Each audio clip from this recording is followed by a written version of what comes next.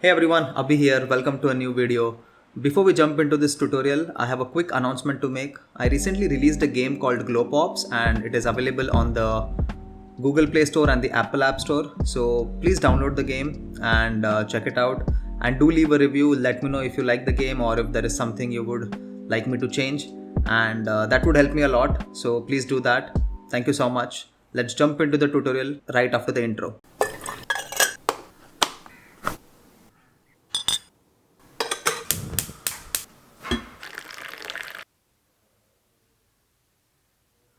So in one of my previous tutorials where I talk about how to integrate codeless IAP in your games, I will leave a link to that tutorial up here. Many of you asked me how you can make sure you grant the product the player has already bought when they re-enter the game. And I had left a lot of comments about how you can save that to a player data, but I could see that a lot of people were asking the same question. So I thought I might as well do a tutorial on player data and how you can create your own player data for your game, save it to disk, and whenever the player re-enters or reopens your game, you can load the data from disk. So this tutorial is going to be divided into three parts. In today's part, we will take a look at just creating the player data class, and we are going to hook it up to a UI so that we can manipulate the player data values. In the next tutorial, we will take a look at integrating a JSON library in the game and how you can convert your player data class to a JSON string. And in the third and final part, we will take a look at how you can take this JSON string and save it to a file on disk and then load the data from disk when the player re-enters the game. So I have a setup here in Unity. So let's jump into that. As you can see, we have a UI over here, and the only purpose of this UI is to help us manipulate the values in our player data. So let's quickly take a look at what our player data contains. We have a level text. So we'll display the current level the player is on.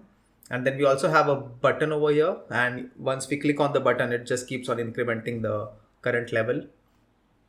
Then in your games, you might have like a first time user experience and you might want to save a Boolean flag that says whether the player has seen the Fatui or not. So that's what this Fatui seen Boolean stands for. And we have two toggle buttons, toggle on and toggle off.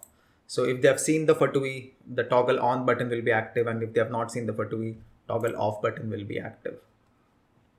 And then we have a slider for volume. If you have in-game sounds, you might want to give the player the ability to control the volume, and you want to save that in the player data because next time they come into the game, you want to restore that volume they had previously selected. And then we have these three buttons over here. These are not IAP buttons, but these are just general buttons that will help us simulate in-app purchase. So when they click on the button, we will grant them the product and then the button will turn green. And if they click on it again, we remove the product from the player data and then the button turns red. It is just a toggle to grant and remove the products. So that's it. This is a simple UI and I already have hooked these buttons to their respective functions. So let's jump into our player data screen. So as you can see, we have a lot of empty stub functions, and then we have some UI event functions. These are already hooked up to their respective buttons and sliders. I didn't want to waste time doing that in the tutorial. Let's get started with the player data. So the first thing we want to do is jump into Unity and create a new C# script. Call it player data. Let's open it up in Visual Studio and clean up the script. All right. So the first thing we want to save for our player data is a Boolean that will hold whether they have seen the Fatui. Then we want to save the current level they are on. Then let's save the volume they have selected. And finally, we want to save a list of product IDs that they have purchased.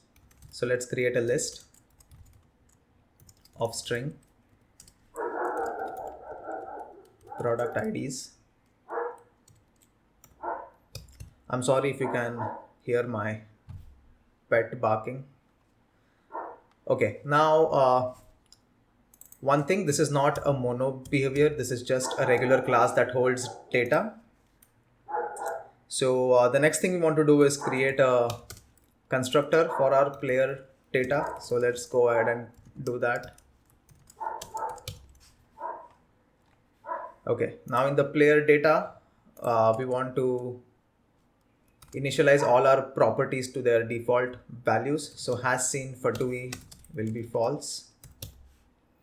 Then current level will be 1. Volume will be 1. And then let's create a new list for the product IDs.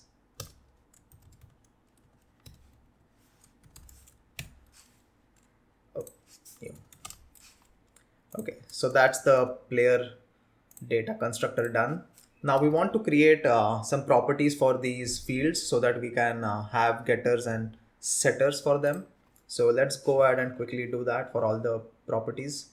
So let's create public boolean has seen for TUI, and in the getter let's return has seen for TUI, and in the set let's set the has seen for TUI to the value.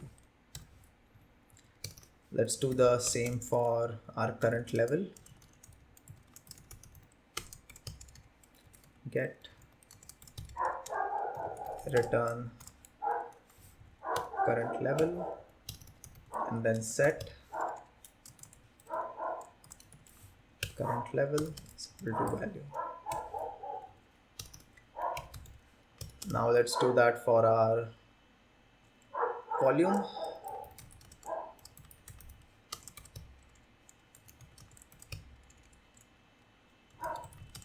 Return volume,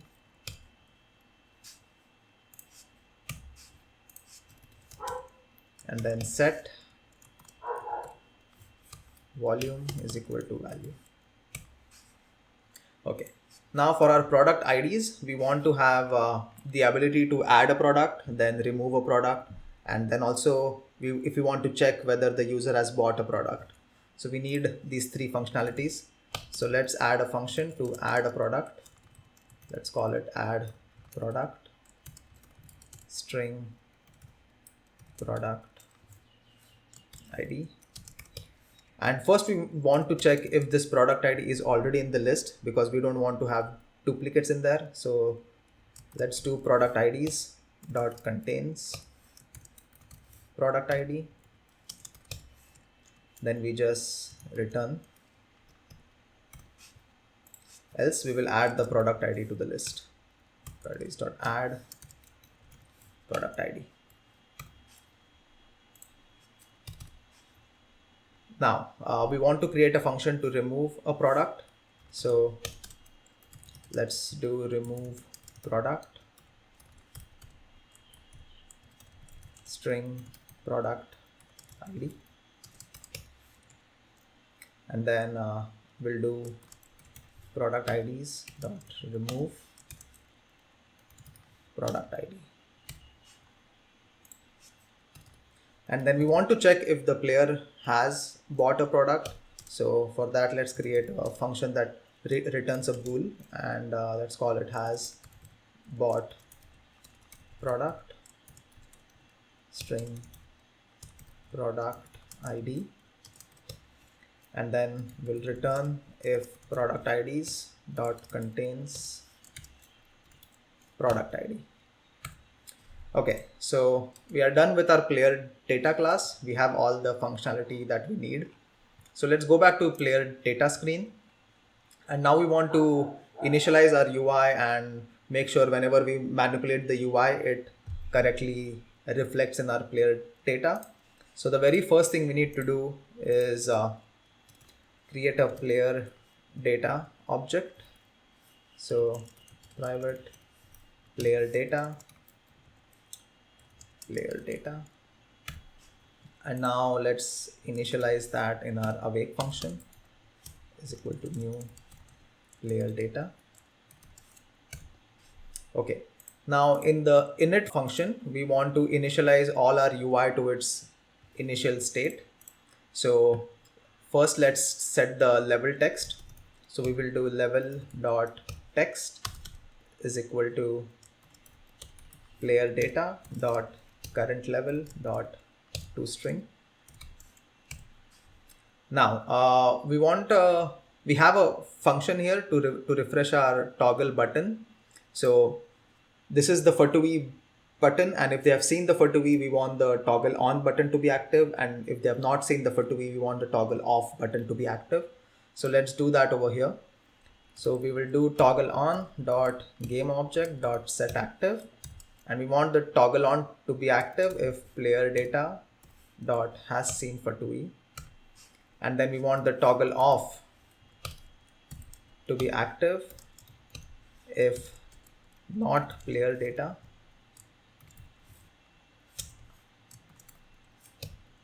has seen for2v. So this will refresh our toggle button, and then let's call that in our init function.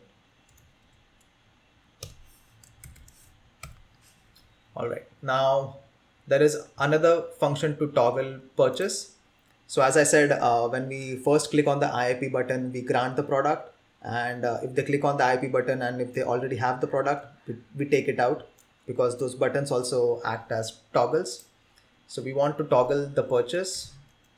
So let's do that by checking if player data dot has bought product ID. So if they have bought the product, we will remove the product.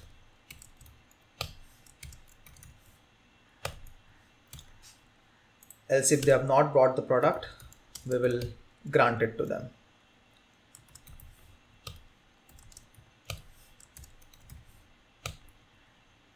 All right, so that's the toggle purchase. And we have another function for refreshing the IIP button. So what we want to do is whenever they click on the button, and if they bought the product, the button turns green, and if the product is removed and they no longer have it, the button turns red. So we are going to refresh the colors in this function. So let's do that by checking if player data dot has bought product ID. Then we want to set the color of the button dot image dot color to green, else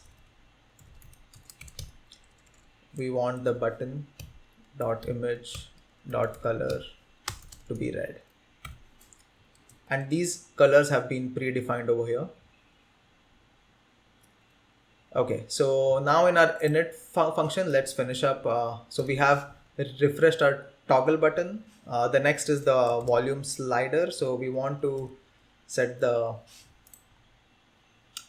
value of the slider. So volume dot value will be player data dot volume, and then we want to refresh our IIP button states for all the IIP buttons we have. So let's call that real quick.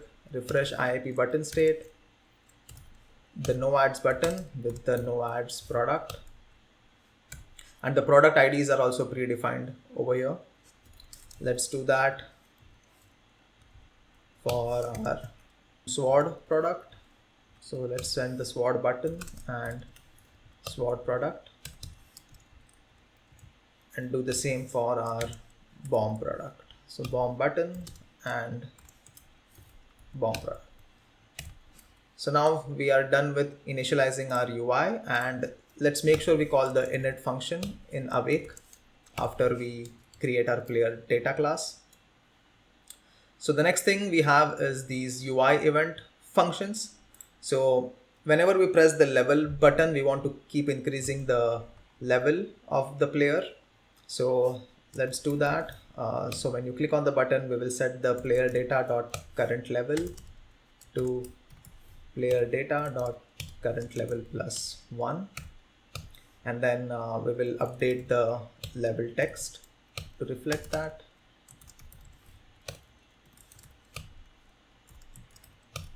Okay, Now, when we click on the Fatui toggle buttons, all we have to do is toggle the Fatui scene. So let's do player data dot has Fatui scene is equal to not player data dot has Fatui scene. So if the has Fatui scene is true, we will set it to false, and if it's false, we will set it to true.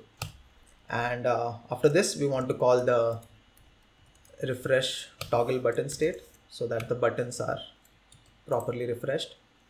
Now when we change the slider volume, all we have to do here is player data dot volume is equal to volume. And then we have these three functions which are for when we click on the IAP button. So for all the three, all we have to do is toggle the purchase of the product and then refresh the color of the button. So if they have purchased the product, we toggle it to not being purchased, and then the color will be red, otherwise it will be green. All right, I think we have everything for our UI done as well. So let's go back to Unity. Now let's run the game. And as you can see, our UI is initialized to the right values. The current level is 1, Fatui scene is false, volume is all the way up to 1. And since we have not purchased any of the products, the buttons are red. Now if I click on the current level button, you can see it keeps on going up. I can toggle the Fatui scene value. I can change the slider, and then I can buy products, and I can also remove them if I click on them again. So just to make sure our UI is affecting the player data correctly, let's go back and set a breakpoint over here on level button pressed and let it connect to the debugger. All right. So let's go back, and now you can see our level is 7, Fatui scene is true, volume is probably somewhere in the middle, and we have purchased no ads. So let's click on the level button, and now let's check out what our player data looks like. So as you can see, our current level is now 8 because we have clicked on the button and it has incremented by 1. Has seen Fatui is true, volume is somewhere in the middle at 0.5. And if we look at our product IDs, we only have one product ID purchased, which is the no ads. So our player data is being correctly manipulated by the UI.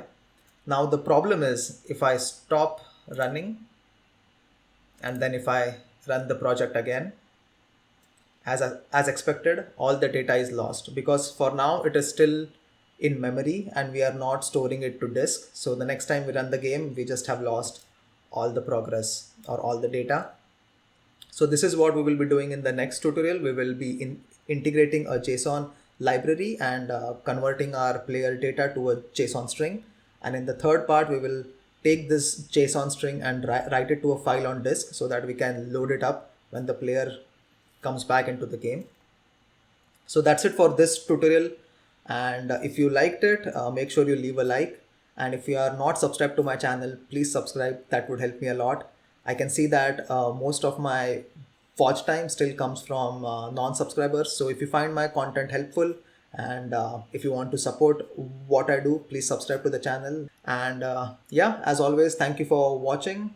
I will see you next time in the next tutorial, which should be out pretty soon. Till then, take care and stay safe. I'll see you next time. Bye.